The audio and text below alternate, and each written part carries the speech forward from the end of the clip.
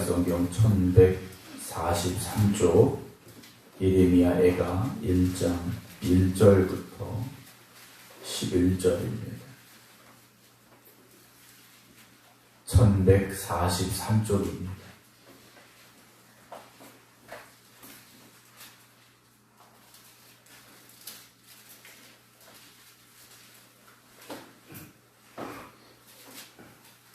예레미야서 다음에 예레미야 애가서 1장입니다.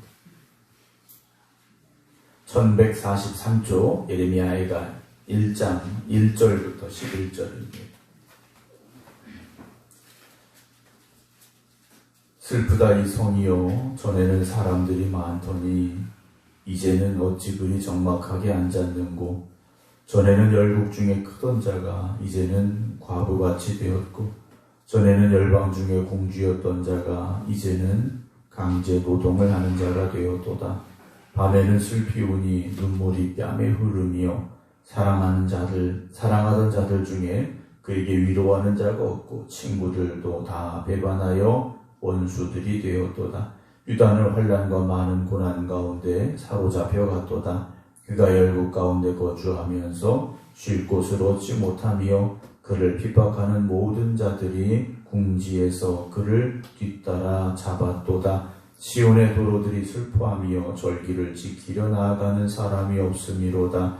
모든 성문들이 적막하며 제사장들이 탄식하며 처녀들이 근심하며 시온도 곤고를 받았도다. 그의 대적들이 머리가 되고 그의 원수들이 형통함은 그의 죄가 많음으로 여호와께서 그를 곤고하게 하셨습니다.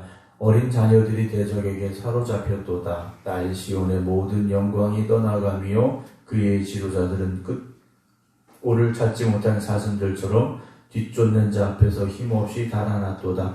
예루살렘이 환난과 유리하는 고통을 당하는 날에 옛날의 모든 즐거움을 기억하였으며 그의 백성이 대적의 손에 넘어졌으나 그를 돕는 자가 없었고 대적들은 그의 멸망을 비웃는도다. 예루살렘이 크게 범죄함으로 조속거리가 되었으니 전에 그에게 영광을 돌리던 모든 사람이 그의 벗었음을 보고 업신여기며 그는 탄식하며 물러가는도다. 그의 더러운 것이 그의 옷깃에 묻어 있으나 그의 나중을 생각하지 아니하며 그러므로 놀랍도록 낮아져도 그를 위로할 자가 없도다. 여호와여 원수가 스스로 큰 체하오니 나의 환난을 감찰하소서. 대적이 손을 펴서 그의 모든 보물들을 빼앗았나이다. 주께서 이미 이방인들을 막아 주의 성회에 들어오지 못하도록 명령하신 그 성소에 그들이 들어간 것을 예루살렘이 보았나이다. 그 모든 백성이 생명을 이으려고 보물로 먹을 것을 바꾸었더니 지금도 탄식하며 양식을 구하나이다. 나는 비천하오니 여호와여 나를 돌보시옵소서. 아멘. 할렐루야.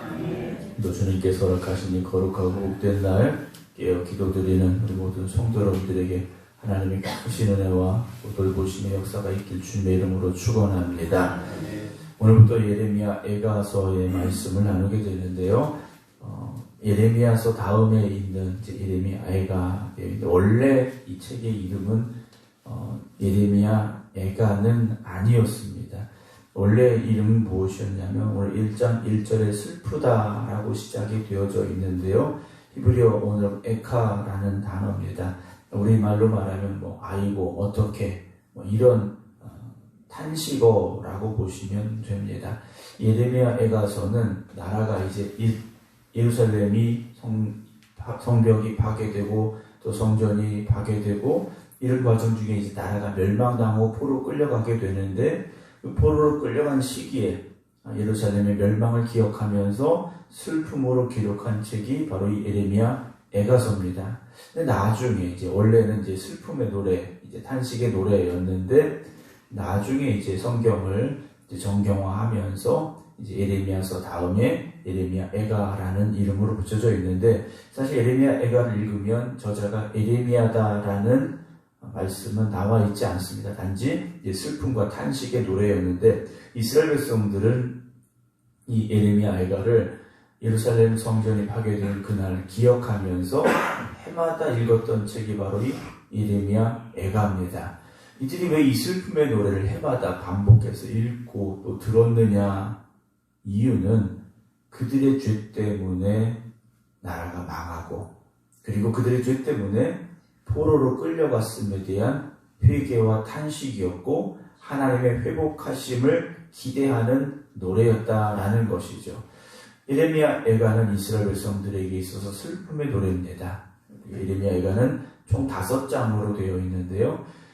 1장, 2장, 4장, 5장은 총 22절로 똑같이 22절로 되어 있고 3장만 이제 66절로 되어 있는데 1장, 2장, 4장은 우리로 말하면 기역, 니은, 디귿, 리을 우리가 이제 한글 순서대로 한 절 한 절 이제 시작이 된 겁니다. 그러니까 상당히 의도적으로 이 예레미야 애가를 어떤 사람이 이제 하나님의 감동으로 기록을 했다라는 그런 의미로만 생각을 하시면 됩니다. 우리 성경으로는 그런 의미를, 그런 순서를 찾을 수는 없기 때문에 이제 예레미야 애가서 1장에서 5장까지의 말씀을 나누게 되는데요.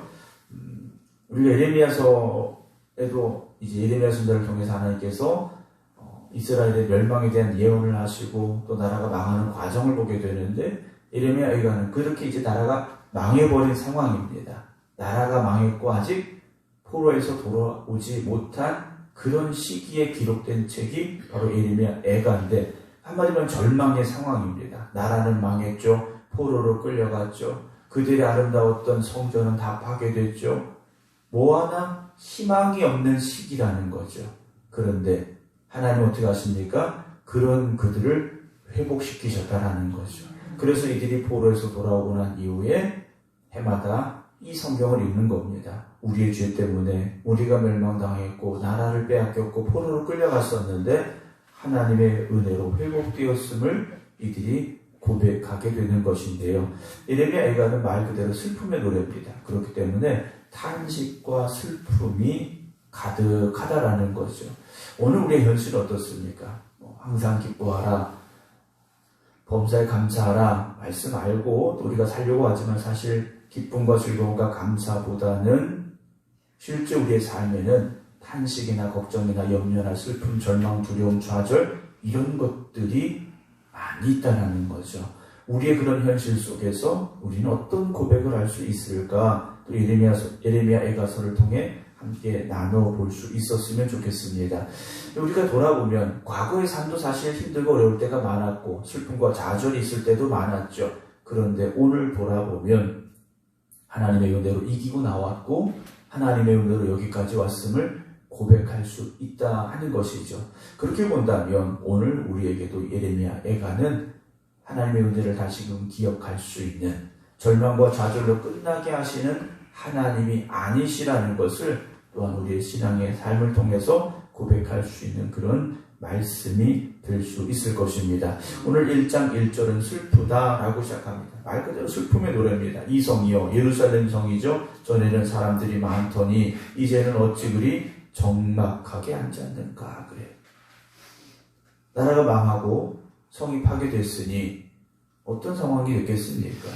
전에는 열국 중에 크던 자가 이제는 과부같이 되었고 전에는 열방 중에 공주였던 자가 이제는 강제 노동을 하는 자가 됐다라는 거죠.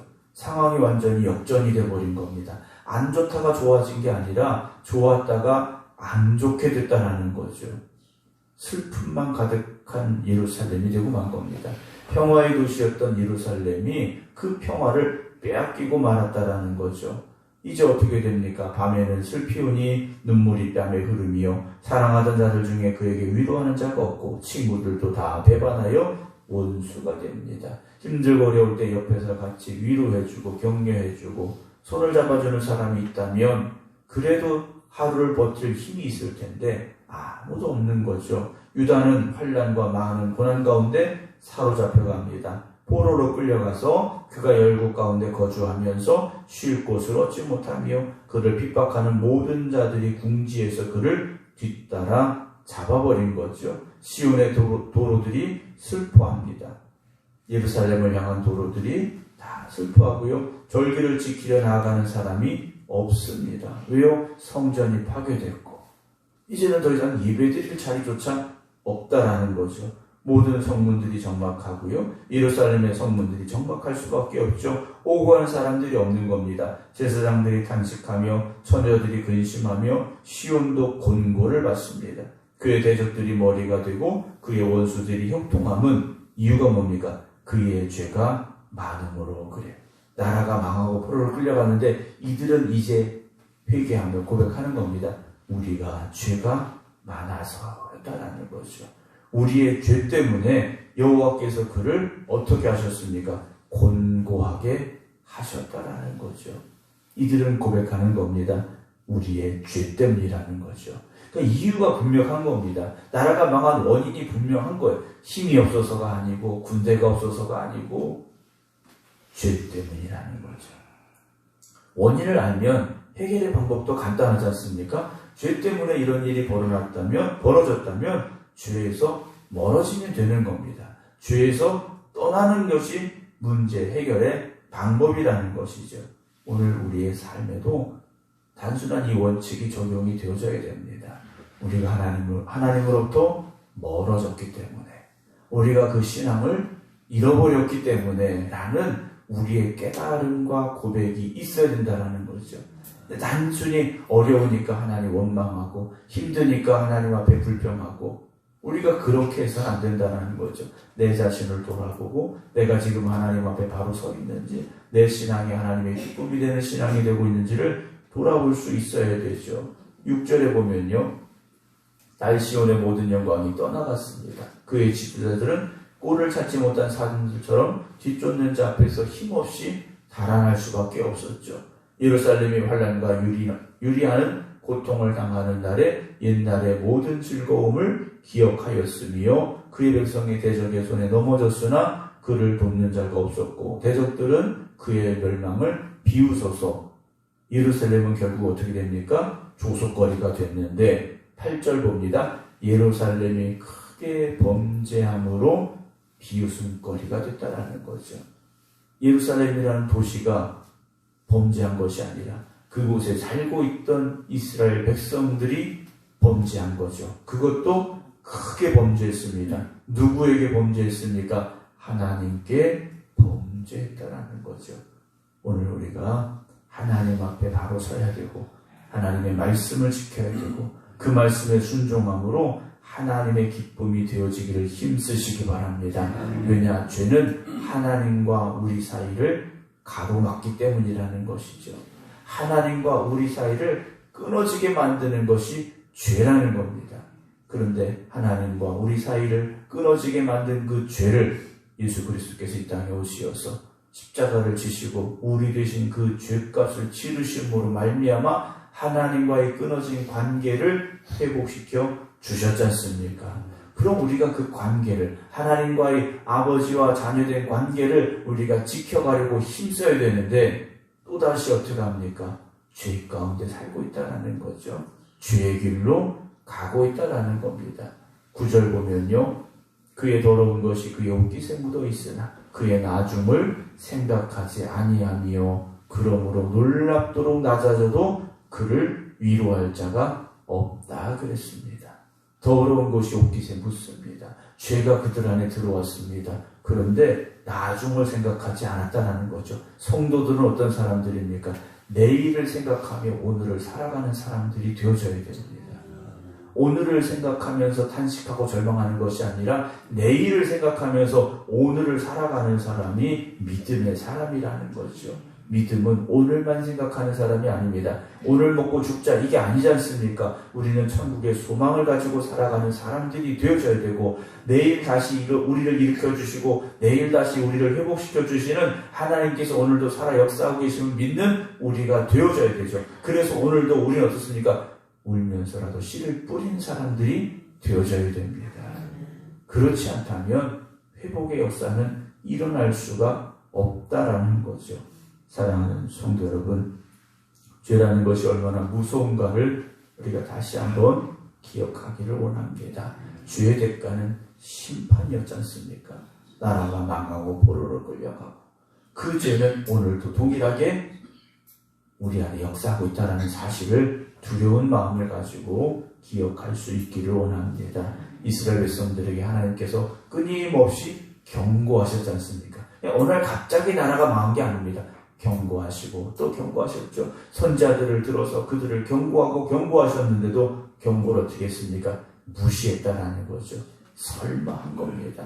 설마 이 예루살렘이 하나님이 주신 이 성이, 그런데 어떻게 하십니까? 하나님이 주셨으니까 하나님이 가져가실 수도 있다라는 사실이라는 것을 그들은 깨닫지 못했다라는 거죠. 오늘도 우리가 이 말씀을 다시 기억하고 들음으로 인하여서 오직 하나님만 의지하고 하나님의 말씀에 순종함으로 하나님의 은혜 가운데 살아갈 수 있는 저와 여러분들이 되기를 소망합니다. 오늘도 이 하루가 하나님의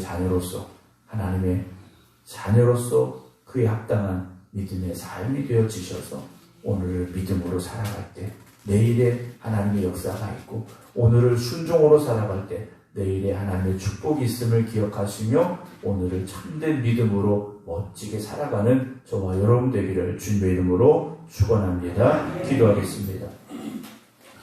하나님이 우리를 택하시고 부르셔서 하나님의 자녀 삼아 주실 때에는 우리 아버지 되신 하나님의 말씀에 순종하며 하나님의 기쁨이 되기를 원하셨는데, 우리는 여전히 세상 가운데 거하고 집 가운데 살아가고 있음을 돌아보게 됩니다.